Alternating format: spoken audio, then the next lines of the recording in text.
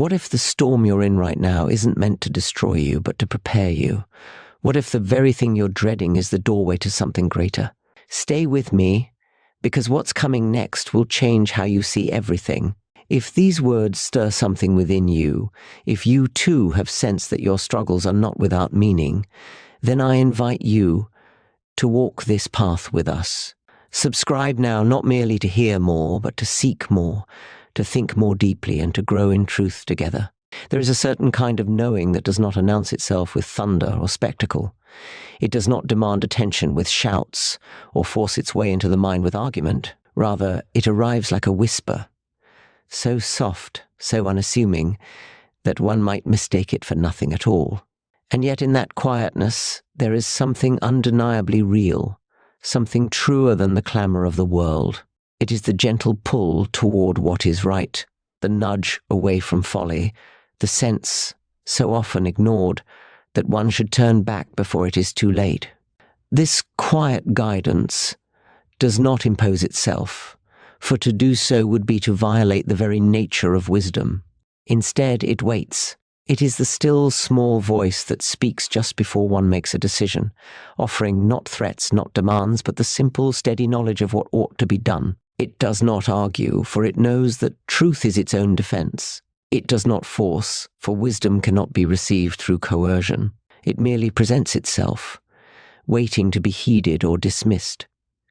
Many seek direction in great signs and wonders, in visions that shake the heavens or voices that shatter the silence. They long for certainty, for something undeniable, something that cannot be ignored. And yet, this is not how true wisdom operates. It does not compete for our attention. It does not strive to be louder than our own desires. It is always there, unwavering, waiting for us to lower our voices, to still the noise within, to listen. How often has a man rushed headlong into disaster, all the while knowing, deep down, that he should have turned aside?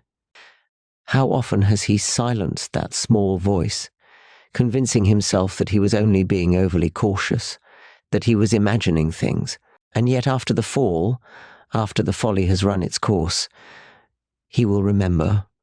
He will know beyond all doubt that he was warned, not in fire or in storm, but in the quiet. Those who learn to recognize this whisper, to attend to it rather than dismiss it, find that it is no mere fleeting thought, no passing hesitation. It is something deeper, something anchored beyond mere instinct or reason. It is the unseen thread leading them toward truth, pulling them, however gently, toward the good. There is a kind of peace that the world knows, and it is as fragile as glass. It depends upon circumstances, upon full bellies and secure futures, upon friendships unshaken and skies untroubled. It is the peace of quiet houses and predictable days, and when these things are disturbed, as they always will be, it shatters. The peace of the world is an illusion, a thin veil stretched over the ever-moving chaos of life, and those who trust in it will find themselves always at its mercy. But there is another kind of peace. It does not come from safety or certainty, nor does it rest upon the shifting sands of fortune. It does not rise and fall with the tides of human affairs, nor does it fade in the presence of suffering. Instead, it is something deeper, something unshaken, even in the midst of turmoil.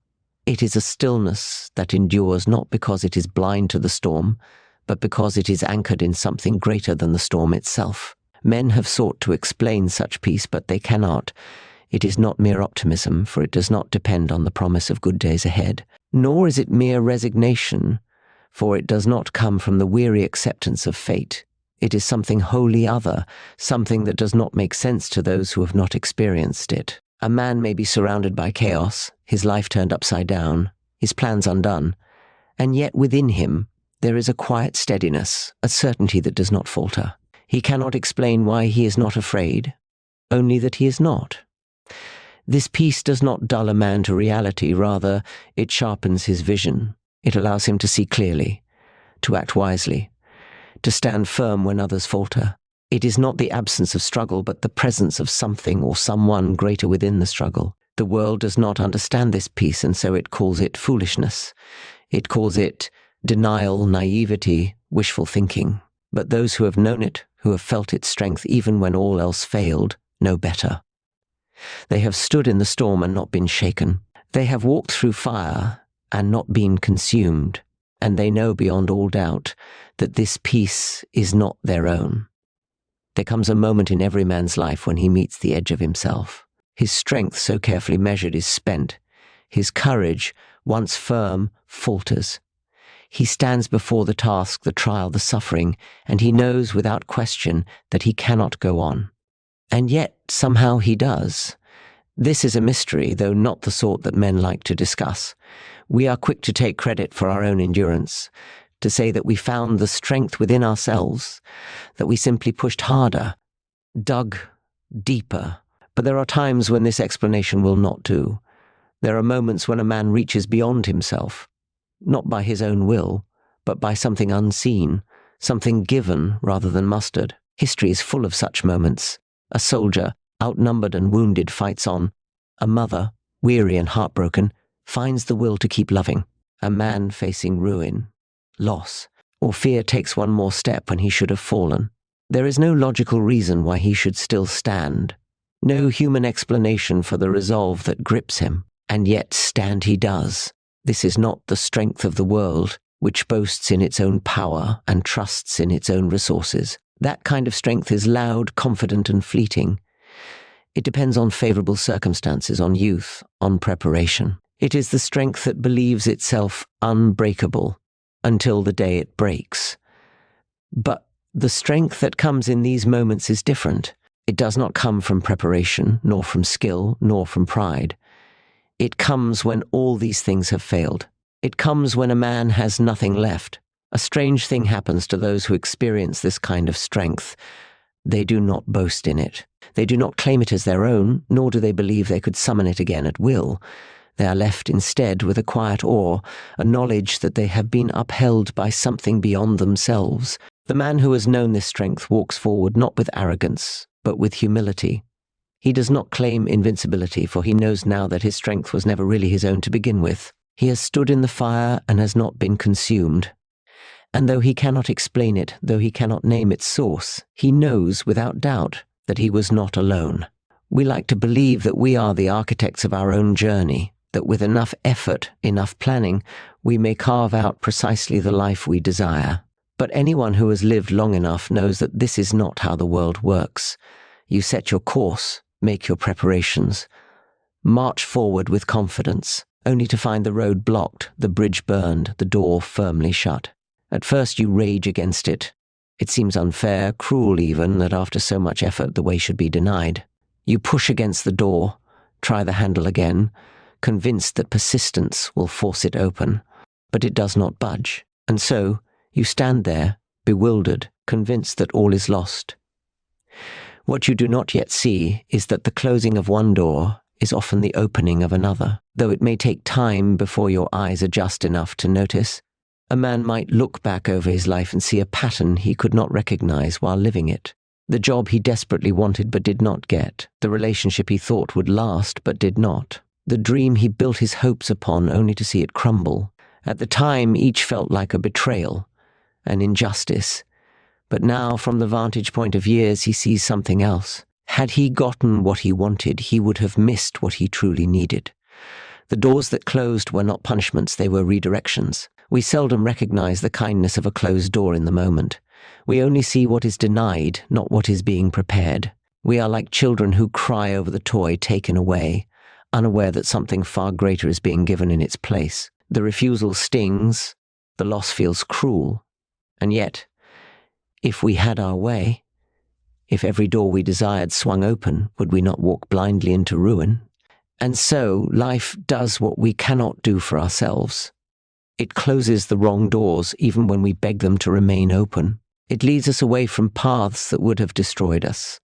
It is only later, sometimes much later, that we understand, that we look back and see the doors we never would have chosen to walk through, yet find, to our astonishment, that they led us exactly where we were meant to be. If you have ever stood in the storm and felt something unseen holding you up, I want to hear your story. Leave a comment below, not just to speak, but to share in the great conversation where seekers of truth encourage one another. There is a limit, or so we think, to how much love a person can give. We measure out kindness in careful portions, offer forgiveness sparingly, and extend compassion only when it is deserved. We are careful not to give too much, lest we be taken advantage of, lest we be made fools. But then something happens. Without meaning to, without understanding how, we find ourselves feeling what we should not feel. We find ourselves caring when reason says we should not, forgiving when we have every right to remain bitter, giving when we expected to withhold. It is a strange thing, this overflowing love. It is not something that can be forced, nor is it something that comes merely by deciding to be a better person. It comes in moments when we least expect it, when we look at someone who has wronged us and, instead of resentment, we feel sorrow for them. When we see the suffering of another and, instead of mere sympathy, we feel as if their pain is our own. When we are wronged again and again, some unexplainable tenderness rises in us rather than hatred.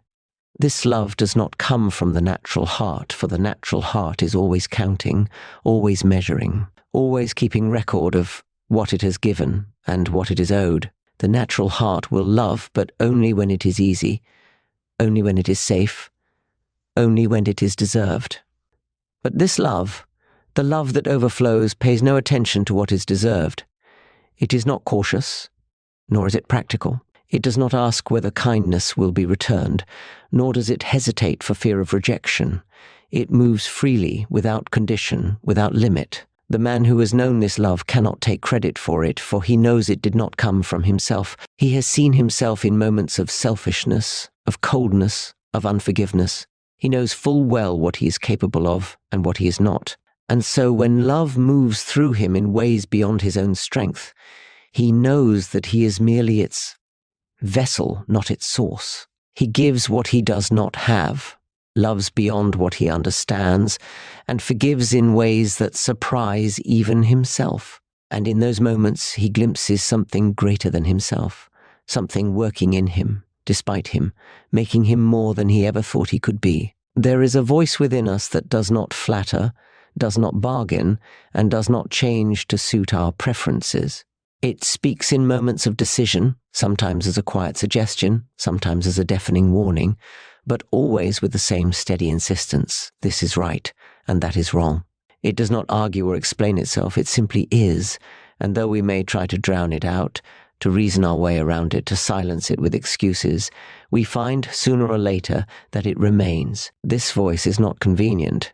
It does not adjust itself to our desires, nor does it soften when obedience becomes difficult. It has no interest in what is easy or what is popular. It presses upon the soul, often at the most inopportune moments, when there is much to gain by ignoring it, much to lose by heeding it. And yet, despite all temptation, despite all rationalization, there are times when a man simply cannot shake the feeling that he must do what is right. He cannot explain why, nor can he fully predict the cost. But he knows beyond all doubt that to go against it would be to go against something fundamental to his very being.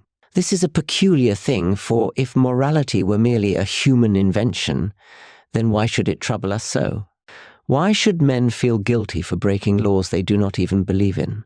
Why should a thing feel wrong even when there is no visible consequence, no punishment looming on the horizon? And why is it that those who silence this voice for too long, those who repeatedly choose comfort over courage, selfishness over sacrifice, do not find peace, but restlessness? The one who ignores conviction may live in comfort for a time, but he will never be at ease. And then there is the other man, the one who, despite all risk, follows that voice.